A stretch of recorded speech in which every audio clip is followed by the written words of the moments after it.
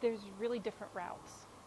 Um, so one of them is that there's recruiters. In Europe, we call them lover boys. It's not a term that's used here very much, but they look for vulnerable um, young people, mostly girls, that are around the age, I'd say 11, 12, very young, and they start kind of like, they see that they're neglected, that they might not have a father figure, and a lot of times these mostly men, young men, they don't even need to know much about the victim. They can like pick them out in a crowd just by watching the kids.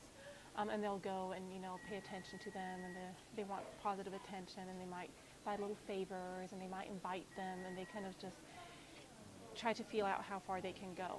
So sometimes it's like over several months or years that they build this relationship, so that this person thinks this is my boyfriend, this person really loves me, they'll do everything for me, that's my safe person. They have this emotional bond to the person. In some cases start that the person is saying, well, I have this debt, or I bought something for you, but it's more expensive than what I can really afford. I don't have the money, but my friend said he could help me out, if you would sleep with him. And then it becomes more and more. And at some point it becomes, at first she might think she's doing it voluntarily because she has this emotional bond, and she's afraid that he's going to leave her, or guilt trips, or, I got this for you, so that's why you now need to do this. And then it comes more and more, and at some point, there might be violence involved. They rape them, they break them, they give them drugs, and so she can't leave. Other routes are that a very vulnerable population are the runaway youth. So if there's a broken home, which is one of the major precursors, is a broken home, like family violence going on, child abuse, neglect, nobody there, and if they then run away on the street. I read one statistic where it says that 2/3 of runaway youth are approached by a pimp within 48 hours.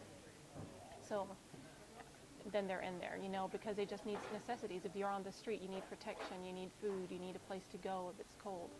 So that's how they might be trafficked. Or if they're already doing drugs and there's a drug debt, they might be sold for their debt. And of course, their debt is never paid off, because every time they're sold, more debt is put on them, because it's expected that she or he needs to pay off the price that was paid for that person. It's so complex, and the complexity of it is so hard. For one, a lot of times they don't realize that they're not doing it on purpose. So sometimes law enforcement might get them out of the situation and they want to go back. Sometimes it's just they're so broken because they've been abused before. I think there's like a statistic that 70 to 90% of them have been abused as a child before the age of 12. So that's also, I'll jump back for a moment, like sometimes I've heard girls in interviews say, well, they were doing it to me before, at least now I'm getting money for it. They get a little bit. So they don't really have a place to go. They also don't know what good relationships look like. And they think that this emotional bond is something that's really hard to explain for people, who've never seen it, never experienced it, that there's so much violence there, and yet they are really like addicted to that person. And when they come away, they just want to get back to that person. There's also a lot of violence, where they say, if you leave, we're going to find you, we're going to kill you. And they do that. Girls do die, boys die that are being trafficked. They will punish them. They might punish the other girls if they keep them in groups together, say, okay, if you leave, I'm going to kill her. So there's a lot of fear there. They use everything. They use emotional manipulation, they use things, they use threats, they use violence. This is something that's not talked about enough, is that there have been studies that also show that like maternal depression, maternal mental health problems play a big role. So I think, I'll just put my own opinion. You said I can be opinionated, right? We need to get more help to families that are not healthy or that have problems, like especially with mental health. We need to get more help to mothers of young children or older children to prevent these things from happening. I'm speaking to girls to look for the red flags. A relationship that goes too fast, too serious, that being very controlling, demanding favors. Isolation is a big thing because they're being isolated, right? Not talking to the parents, asking them to keep a secret. It's really anything that you would be looking for in a child sexual perpetrator. because it's kind of like a continuum, you know. That first the sexual act start, and then it goes into commercial exploitation. So it's more like a continuum, and it's something that I don't think we can ever fully understand from the outside. The goal of the pimp is to mentally, emotionally break the girl, to make them do things they would never do. And you go, I think it's just about survival. At some point, you don't. If it's somebody who they can tell kind of doesn't feel good about themselves or is not the cool kid, they're going to go after that girl and kind of play more of like the boyfriend role. And, you know, you're so pretty and you're this and that, and just kind of really play to her ego. If it's a girl that, let's say, doesn't have a father figure, he's going to come in and play the father figure. It can also be women. Sometimes women are going to come in and kind of play the friend, and you want to be cool, don't you? Or, hey, I noticed you're getting into pot or you're getting into drugs. Well, we've got drugs over here. So they're going to try to figure out whatever vulnerability is going on.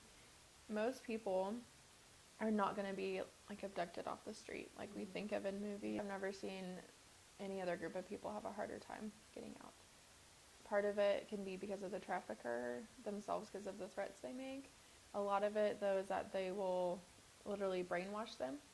And so in the 70s, there was a group that came along and was doing reports on torture in the world and what people do in common to torture people.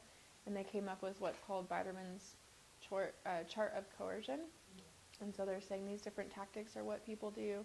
One of them is, you know, they may be really hateful towards you, deny you food, but then they'll randomly give you indulgences every once in a while. You know, well, today we're going to go out shopping. You know, I just beat you up last night, but today we're going shopping. So it's just enough that it really leaves someone's mind very confused and kind of hanging on. And so it's almost an entire process. And this is the same thing that most traffickers will do to girls or to boys. And they will literally brainwash them. And so it's not so easy as physically walking away. A lot of times where people are staying, the doors may not be locked. They may not be held in a cage, although some people that's true.